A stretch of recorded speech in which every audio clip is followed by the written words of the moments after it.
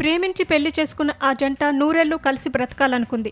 కానీ పెద్దల నిరాకరణ వారి జీవితాల్లో పెను విషాదాన్ని నింపింది. కులాంతర వివాహం చేసుకున్న వివాదంలో యువతి ప్రాణాలు కోల్పోగా యువకుడు ఆసుపత్రిలో మృత్యువుతో పోరాడుతున్న ఘటన ఉమ్మడి కర్నూలు జిల్లా మహానంది మండలంలో కలకలం రేపింది. ఈశ్వర్ నగర్కు చెందిన శివప్రసాద్, స్వప్న గత 3 ఏళ్లుగా ప్రేమించుకుంటున్నారు. కులాలు వేరైనా పెళ్లి చేసుకోవాలని నిర్ణయించుకుని పోలీసుల సమక్షంలో పెద్దల సాక్షిగా వివాహం చేసుకున్నారు.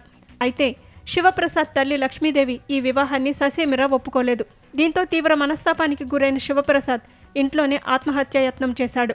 ఈ విషయం తెలిసి స్వప్న తన భర్త చనిపోయాడనే ఆవేదనతో మహానంది శివారులోని చెట్టుకు ఉరివేసుకుని ప్రాణాలు విడిచింది. స్వప్న మృతిపై ఆమె తల్లి మరియమ్మ, ఇతర బంధువులు తీవ్ర అనుమానాలు వ్యక్తం చేస్తున్నారు. ఇది ఆత్మహత్య కాదు, శివప్రసాద్ బంధువులే ఆమెను చంపి చెట్టుకు ఉరివేశారని వారు ఆరోపిస్తున్నారు. తమ కూతురు మృతికి శివప్రసాద్ తల్లి, ఇతర బంధువులే కారణమని పోలీసులకు ఫిర్యాదు చేశారు.